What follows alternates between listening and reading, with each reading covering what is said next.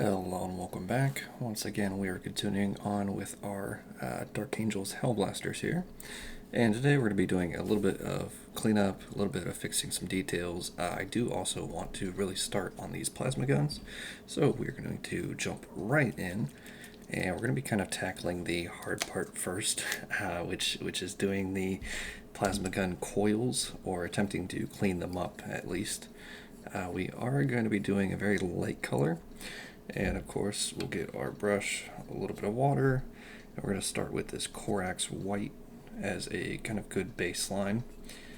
Now, if you manage to keep your coils here kind of clean, this will be much easier to do. Unfortunately, I kind of didn't, so this might take a few layers, but we're going to jump right into it. And doing the best we can, we're going to get rid of all of that black. And once we're finished here, we're going to go back over and we will redo the black as well on the rest of the plasma gun. And then we're going to clean up the silver. And then we're going to move on to starting to get the kind of blue layers that we're going to start with at least. And then I think next episode we'll move on to the dry brushing of everything. So we're also going to do all of the other little details that we've kind of missed so far. We're going to do the black for all the joints. We might fix up the bases a little, and just general maintenance overall. There's kind of some spots that I've seen that look a little rough, and we're going to try to fix up pretty much everything that we can in at least the 20-minute window that we have. Maybe it'll run over a little bit. Just kind of depends on kind of the rate that we go here. But we're going to power through. We also have to clean up the eyes a little bit, as we did last time. We still have to finish, I think, 2 of them. So it gives us plenty of things to do on our little list today. That's fine. We're going to power on through and just accomplish everything we can. Something I do want to mention that I've mentioned, I think, in the last 2 episodes now, is the Humble Bundle book deal that Black Library has going on right now. It's like 25 books, and I mentioned it was like 25 bucks last time. The minimum you can pay for all of them is actually 18. I'm not sponsored or anything. I just think it's a decent deal if you're looking to get more Black Library kind of media. So definitely check that out if that's something that interests you. I don't know the quality of the stories. I haven't read most of them. I did just pick up the bundle today, so I can at least endorse it, for myself.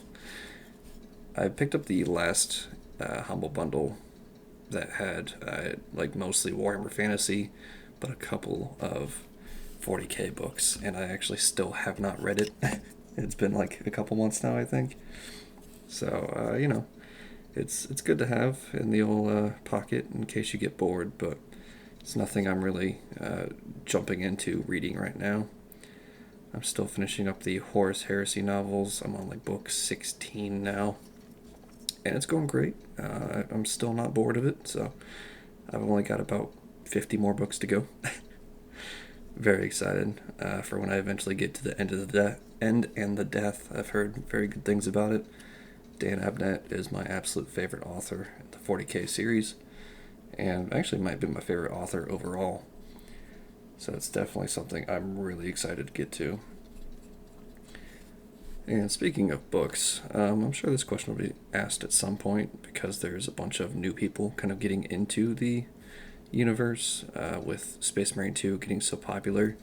And I'm sure that'll come with a bunch of people asking what the best, starting point is in terms of the lore. And it really kind of depends on, what part of it you're interested in. If you want the, from the start, kind of Imperium history, I'd really recommend starting with the Horus Heresy. Book 1 is written by Dan Abnett, and it's just great. I think it's called False Gods. Absolute great book, even on its own. But the first 4 books are all part of a kind of continuing storyline with a small little cast of characters. So definitely check out at least the first 4 or 5 if that's something you're really interested in. Otherwise, if you're looking at more modern 40k setting, I personally started with the Gaunt's Ghost novels. I liked him a lot. Once again, Dan Abnett. He writes all of them. So, if you're looking for something that's consistent and, I think it's like at least 15 books in the series. I read the omnibuses, so I'm not sure how many that encompasses. They're like 3 or 4 books each, and I have like 6 of them. So, you can do the math on that if you desire. But they're very good, and they're much more kind of grounded in realism. If you're into something like, I don't know, like Tom Clancy books or anything like modern military kind of style, it's kind of based off of that in terms of like tone. It's something you can imagine like, an American like soldier story, right? Except it's in space, or it's in a bigger universe rather. They do a couple of different things in space, but it's mostly on different planets. So I'll refrain from saying that. Definitely a good starting spot though. It's where I started. I think it's very easy for beginners to kind of grasp, and it does a good job of kind of telling the background lore that is important to it.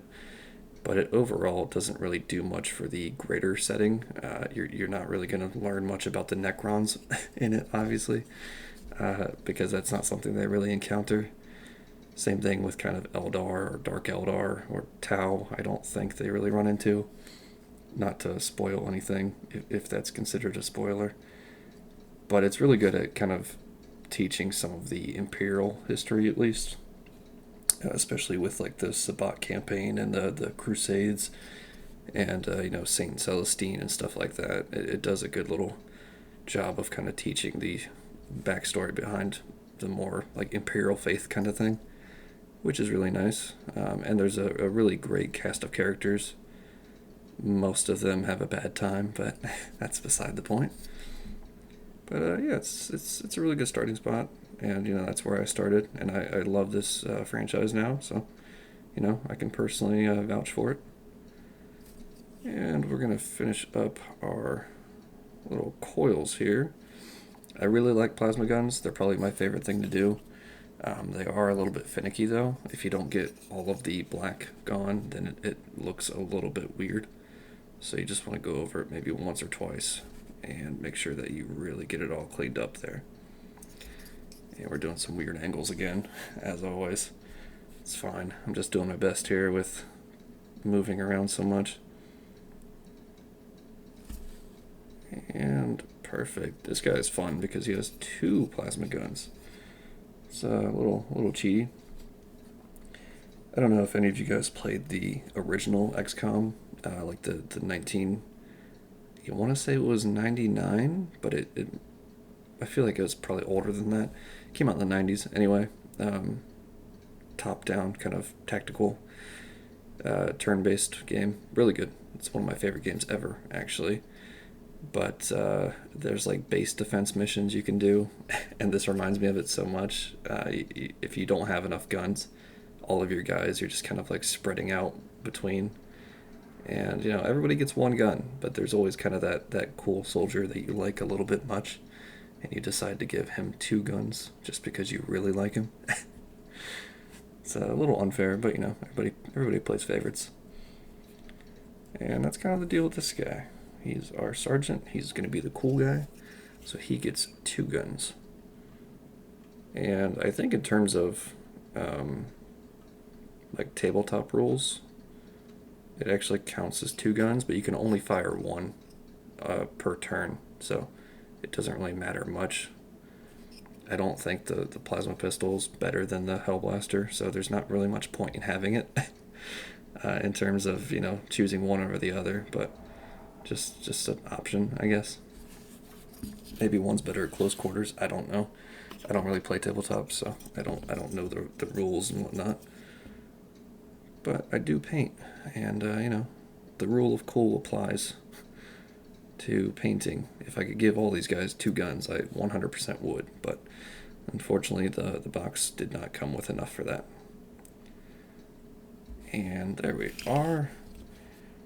Let's kind of take a last little overview of these guys. I feel like that's kind of good. it's good enough starting point anyway. If I want to clean it up in the future, we can. But we are going to clean our brush off nice and good, and then we're going to move on to our next color here.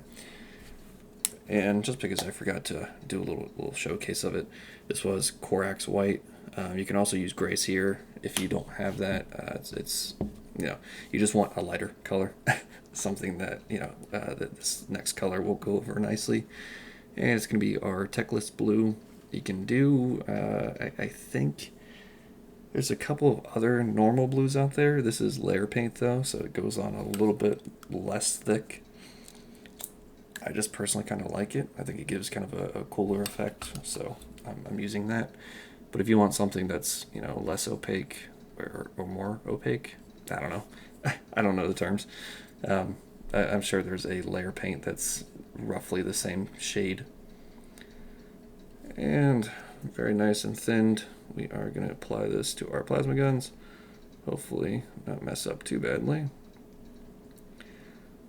And I kind of want to keep a little bit of the white at the bottom of the coils there, if I can. Sometimes I mess up on it a little bit. That's fine. Just to kind of give like a kind of glowing effect almost. And we'll really refine that with our dry brushing once we get to that stage. But it kind of helps having a little bit of difference. You don't want it like all blue, right? Because that's very static and it's kind of boring. And it's kind of what helps with the, you know, paint being so opaque, is it gives you a little bit of contrast almost. Speaking of which, I'm sure there's a contrast paint that's this color as well, so maybe check that out. That'll give you kind of the same effect with a little bit less work. But I'm just working with what I have in my arsenal here, so we're going to move along, doing the exact same thing with all of these other little guys. And now that we have done our white, this shows up much better than it would have otherwise. If there's anything underneath it that's darker, it doesn't really look great. So that's why you want to make sure all of your coils are properly painted before you jump onto this stage. I think on my last project I did with my Redemptor Dreadnought, I had to go back and fix it because there was a little bit of black on some of the coils. And it really stuck out. I didn't think it would, but it did. So something to think about. You can do it if you want. You can skip a step, but you'll end up going back. So, you know, why waste the time, right? And just because it came in a little bit thin on this side, we're going to try to clean it up. Perfect. Only 3 more to go. 4 more if you count 2 guns, but it's fine. These are pretty quick to do. I don't mind too much. And I think we'll even let this run a little bit over in terms of time, just because I do want to get some of the other details out of the way. I don't want to do too many episodes of this little series. I think 1 or 2 more would be preferable. 1 for, you know, dry brushing, and maybe 1 for some shades as well, or like non-oil and Agrax Earthshade, that sort of thing. But we'll see. Just a matter of how long it takes us.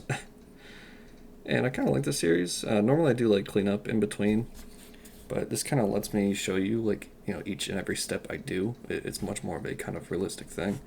You're seeing like the real time how long this takes me. And, you know, maybe this isn't your cup of tea, and that's fine, because you can just skip to another series. But for everyone who wants to see, you know, every little step of the process, I think this is kind of a good way to do it. And I won't do all of them this way. I do like to kind of keep it shorter in some of my other stuff, but I like to change it up a little bit here and there. So here we go.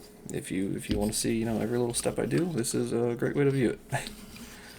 Let's get some of these guys out of the way. I'm tired of, you know, messing with them too much. And some more blue on our brush. Try not to shake the camera too badly. I need to get another tripod. This is my second one, and it's still not as good as I want it to be. It's a little bit shaky. And part of that is my desk, actually, is kind of shaky. I don't know. It's not the same one I used originally. I ended up moving, and I didn't get to keep my other desk. Unfortunately, I really like that one. So I'm using my old one. and it's not like bad. It's just kind of weirdly built. Like it doesn't have much support.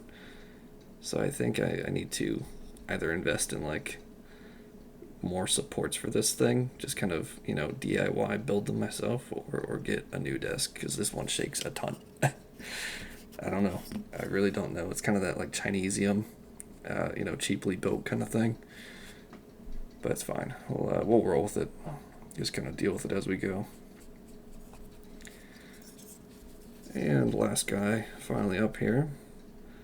And then after this, we're going to move on to fixing up the rest of the guns a little bit, and then we're going to do some of the armor panels, or armor joints, whatever you want to call them, because it's all the same color. We're going to be using Abaddon Black for that.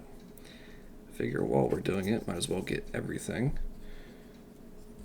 Something else I want to kind of talk about is the absolute insane amount of games coming out soon that I want to get.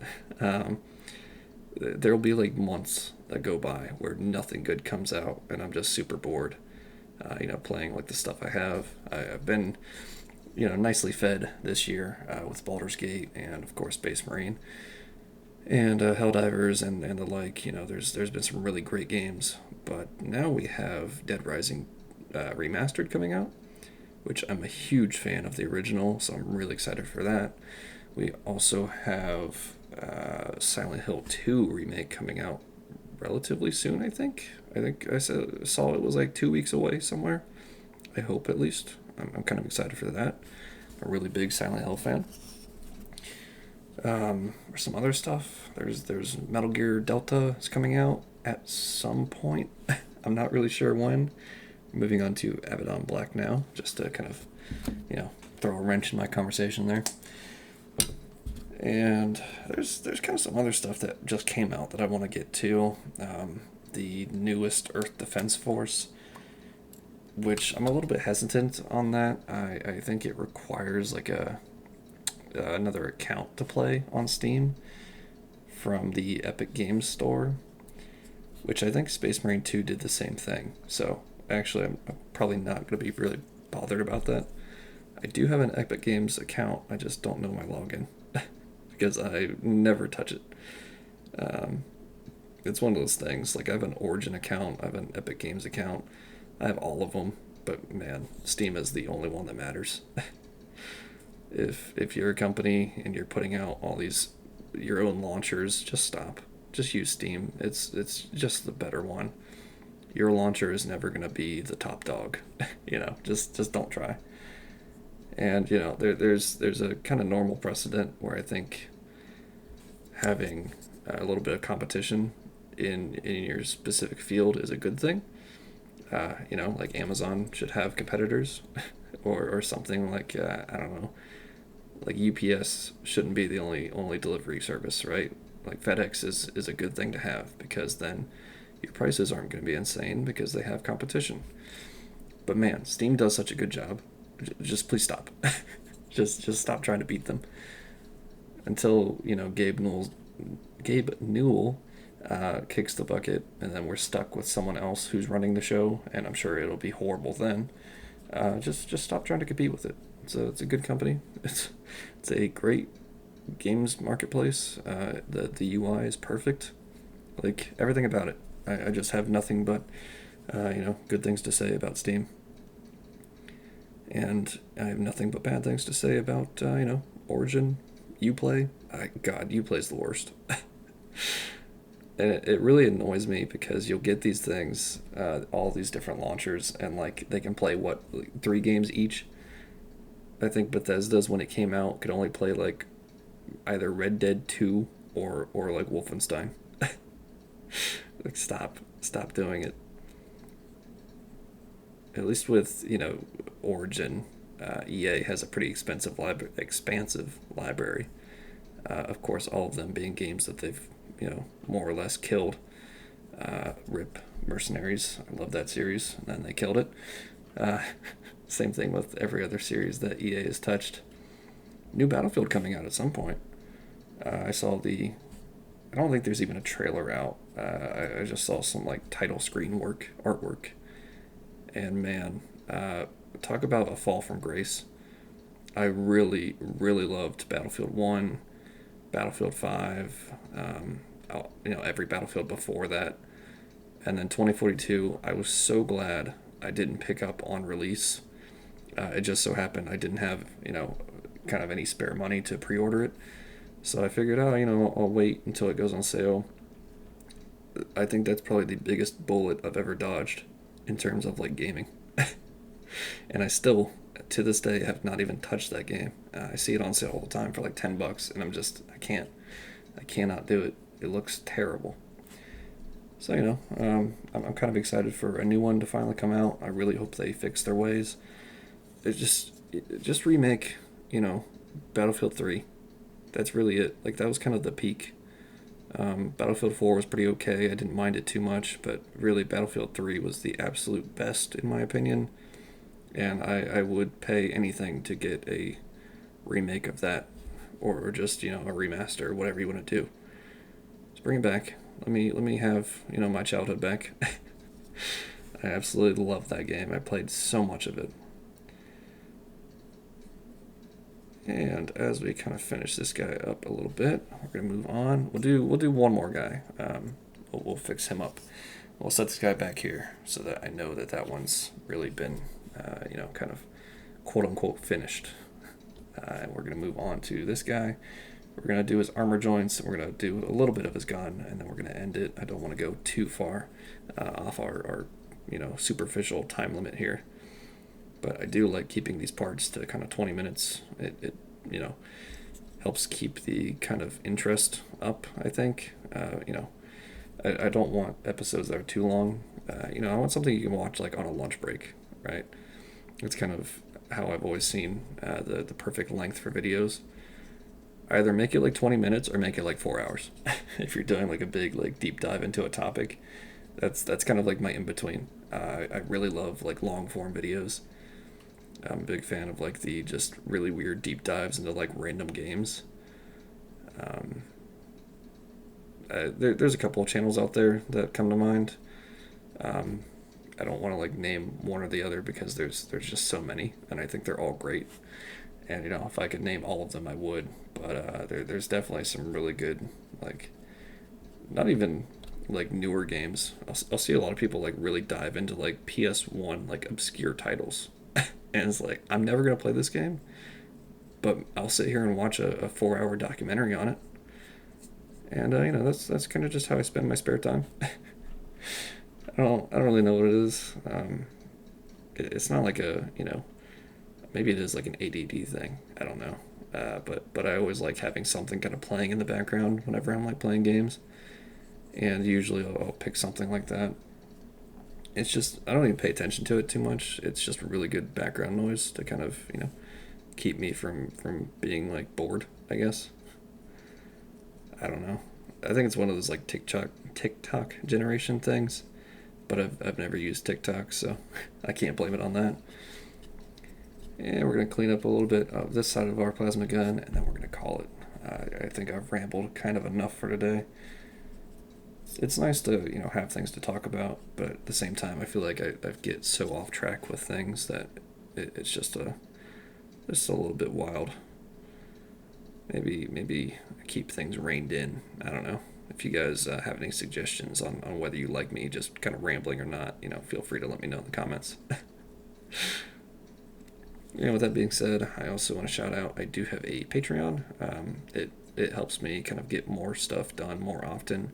Of course, Warhammer is a very expensive hobby, and I can't really, pick up the newest combat patrol very willy-nilly, right?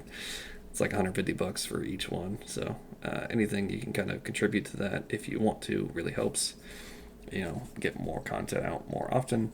Otherwise, please do leave a like, comment, subscribe, anything like that. It just kind of helps me get feedback and, tells me whether we're doing good or not. So I really appreciate it if you do any of that.